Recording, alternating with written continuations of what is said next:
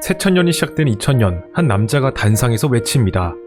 당선되면 바르셀로나의 피구를 데려오겠습니다. 당시 시의원 출신으로 건설 사업에서 엄청난 수완을 거둔 플로렌티노 페레스는 레알의 회장 선거에 출마해 파격적인 선거 공약을 제시했습니다. 그는 레알의 소시오들에게 만약 바르셀로나로부터 피구의 영입이 실패한다면 1년치 회비를 돌려주겠다는 공약을 내세워 결국 회장 선거에서 승리를 차지하게 되는데요. 그리고 그가 구단주가 되면서 레알 마드리드의 운영기조에 갈락티코 정책이란 표현이 등장하기 시작했습니다. 레알 마드리드를 세계 최고의 스타 군단으로 만들고 성적은 물론 관중 동원이나 클럽의 수익적인 면에서 모두 다른 클럽들보다 위에 서겠다는 약속이었죠. 어린 시절 레알의 팬이었던 페레스가 자신이 꿈꿨던 레알의 이상적인 모습, 즉 레알 마드리드를 50에서 60년대 화려한 성공의 시대로 돌려놓겠다는 포부였습니다. 그의 포부는 곧바로 행동으로 이어졌습니다. 먼저 페레스는 회장으로 부임하자마자 약 3,600억 원의 빚더미를 안고 있는 레알의 부채를 복합 훈련시설의 매매 수입으로 단번에 청산했습니다. 훈련시설의 부지가 상업 용도로 변경된 덕에 약 6,400억 원이란 비싼 금액에 매각할 수 있었는데요. 게다가 방송국과 직접 중계권 협상을 하고 돈줄이 되어줄 아시아로 투어 장소를 바꾸는 등 그동안 마케팅이나 사업 전략이 전무했던 레알 마드리드의 기조를 바꿔나갔습니다. 그리고 당선된 지 단 8일 만에 루이스 피구를 영입하며 자신이 공언한 약속을 지키게 되죠. 이를 시작으로 마키릴레와 솔라리 등이 줄줄이 영입되며 갈락티코 1기 출범을 알렸습니다. 그렇게 1년이 지난 2001년, 레알은 1997년 이후 처음으로 라리가를 정복하는 데 성공했는데요. 그리고 1년에 한 명씩 최고의 선수들을 영입하겠다는 다소 허풍스러워 보일 수 있는 페레스 회장의 다짐은 2001년에 지단을 영입하며 허풍이 아니었음을 보였습니다. 지단이 합류하면서 더욱 강력한 스쿼드를 구축하게 된 레알은 4년 만에 세 번째 빅이어를 들어올리는 데 성공하면서 페레스의 과감한 투자가 결코 돈 낭비가 아니었음을 증명해냈죠. 얼마 뒤 2002년엔 호나우두, 2003년엔 잉글랜드와 맨유의 간판이라 불리는 데이비드 베컴의 영입으로 방점을 찍으며 페레스 회장은 상상 속에서만 가능해 보였던 지구방위대 스쿼드를 탄생시켰습니다. 당시 세계 축구의 강자로 군림하던 프랑스와 포르투갈, 브라질과 잉글랜드를 이끌던 에이스들을 모두 데려오며 기량과 상품 가치, 수익적인 면에서 모두 고점을 찍은 이들이 모인 갈락티코이기는 역사상 가장 위대한 팀이란 평가를 받기도 했는데요. 그러나 무분별한 스타 영입에 레알을 디즈니랜드로 만들고 있다는 등 페레스 회장을 향한 비난과 우려의 목소리가 쏟아지기도 했습니다. 그리고 많은 이들의 우려처럼 무분별한 스타 영입은 페레스의 바람과 달리 많은 문제들을 불러일으키기 시작했습니다. 자, 2003년 여름, 델보스케 감독이 경질되고 레전드 이에로와 수비 균형을 잡아주던 숨은 공신 마키릴레가 팀을 떠나면서 레알의 불안한 징후가 감지되기 시작했습니다.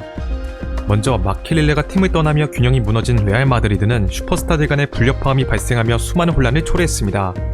당시 지단이 당신은 왜 벤틀리의 엔진을 잃어버리면서 금색 페인트로 거치장만 하려 하는가 라며 화려함만 추구하는 페레스 회장을 향해 비판의 목소리를 낼 정도였는데요. 하지만 분명히 답을 찾아낼 수 있을 것이라고 생각한 페레스 회장은 레알의 체질을 개선하고자 잦은 감독 교체를 단행했고 2년 반의 시즌 동안 무려 5명의 감독이 레알을 거쳐갔습니다. 그러나 이들은 갈락티코의 급격한 붕괴를 막을 수 없었죠. 내실 있는 화려함을 자랑했던 레알 마드리드는 어느덧 빛 좋은 개살구가 되고 말았습니다.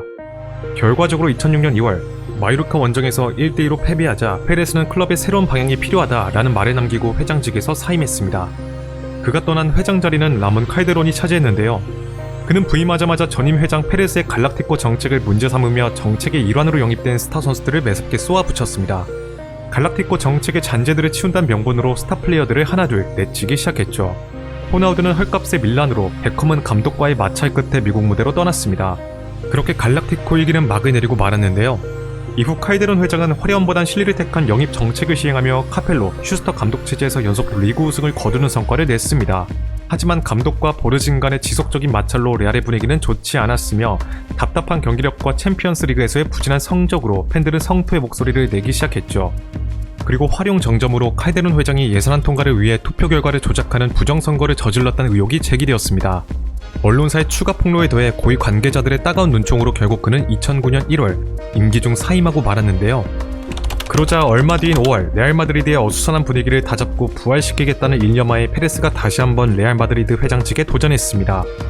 당시 레알 마드리드의 회장 입후보 조건으로 보증금 약 1,000억 원을 내야 하는 조건이 있었기에 막대한 금액을 조달할 수 있는 사람은 페레스밖에 없어 그는 단독 후보로 출마하여 당선될 수 있었는데요.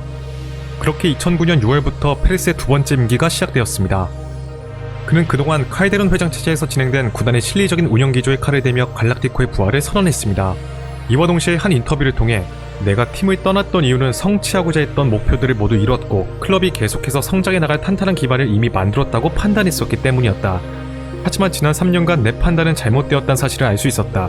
지난 3년은 레알 마드리드 최악의 시기 중 하나였으며 회장직에 다시 나선 이유는 지난 3년간의 잘못 돌아갔던 모든 일들을 되돌리기 위해서다 라고 말하며 자신이 레알 마드리드로 복귀한 이유가 자존심 때문이 아니라고 주장했습니다. 자, 페레스는 임기를 시작하며 일기처럼 점진적인 접근과 클럽의 세계화가 목적이 아닌 폭발적인 영입 및 클럽의 스페인화를 천명하며 갈락티코 재건설을 시작했습니다. 스페인 최고의 선수, 세계 최고의 선수, 최고의 유소년이란 세 가지 조건을 내세워 갈락티코 2기의 부활을 알렸는데요. 먼저 그는 호날두와 카카란 스타를 동시에 영입해 많은 이들에게 충격을 안겨다 주었습니다. 이후 하나 약 4,400억 원을 쏟아부어 벤제마와 라울 알비올, 사비 알론소까지 일원으로 만들며 연일 충격적이고 파격적인 행보를 이어나갔죠. 세월이 흐르면서 불어난 화폐의 가치와 시장 규모를 생각하면 페레스 회장이 투자한 금액은 일기 시절보다 확실히 막대했다고 할 수 있었습니다.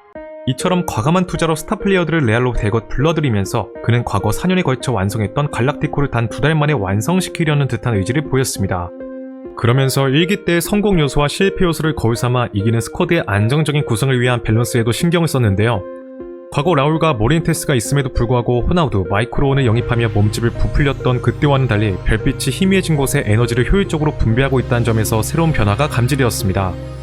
이렇듯 과거의 경험을 교훈삼아 균형 있는 스쿼드를 완성한 페레즈는 레알 마드리드를 훌륭하면서 효율적인 팀으로 만들기 위해 이전부터 눈여겨봤던 칠레 출신의 명민한 페이그리니를 새 사령탑으로 불러들였습니다. 그는 세밀한 팀 빌딩 능력으로 인해 엔지니어라는 별명을 가진 인물로 과거 비아레알을 무려 챔피언스리그 4강까지 이끄는 수완을 발휘했었죠. 또한 페레스 회장은 비아레알에서 전술의 구심점이었던 리케메를 내칠 정도의 과감성을 보여준 페이그리니가 충분히 스타 선수단을 장악할 수 있을 것이라고 생각했습니다. 이를 바탕으로 라데시마 10번째 비기어를 가져오는 것을 기대했는데요. 이처럼 페레스 회장은 부임 후 유럽 정복을 위해 레알을 급진적으로 바꿔나갔습니다. 그러자 몇 달 사이에 진행된 페레스의 르네상스에 당연히 전 세계가 주목하기 시작했죠. 축구판의 질서를 무너뜨리는 광기, 성공은 돈으로 살 수 없다는 축구인들의 차가운 시선을 한몸에 받기도 했지만 페레스의 행보에 리그 전체 시장의 규모를 키우고 있다라는 다른 시각을 내놓는 이들도 분명 존재했습니다. 그리고 라이벌 바르셀로나의 레전드 크루이프는 갈락티코 2기 정책에 대해 지난 3관왕 이후 자칫 목표의식이 모호해질 수 있는 바르셀로나에게 새로운 도전 과제를 주었다며 이를 긍정적인 시선으로 바라보았는데요. 그렇게 페이그리니 체제에서 시작된 갈락티코 위기는 크루이프의 바람처럼 각성한 바르셀로나에게 밀려 당장 성과를 내지 못했지만 그의 후임으로 온 스페셜 원, 무리뉴 체제에서 본격적으로 성과를 내기 시작했으며 이후 무리뉴가 정비한 스쿼드를 이어받은 안첼로티가 마침내 2014년에 접어들어 페레스가 그토록 고대한 라데시마를 이뤄냈습니다. 이후에도 계속된 성공 가도를 달린 갈락티코 위기는 영광의 시대를 뒤로하고 서서히 해체되며 자연스럽게 갈락티코 3기로 이어졌죠. 이처럼 페레스 회장은 어린 시절 꿈꾼 이상적인 레알 마드리드를 완성해냈으며 그의 체제에서 레알은 점차 불멸의 구단으로 거듭나고 있습니다. 자, 레알 마드리드는 페레스 회장 1기 시절 20세기 최고의 클럽으로 선정된 바가 있습니다. 훗날 레알 마드리드가 21세기 최고의 클럽으로 다시 선정된다면 이는 페레스 회장의 크나큰 공적으로 기록되고 기억될 것입니다. 오늘의 이야기 들어주셔서 감사합니다. 메슬로였습니다.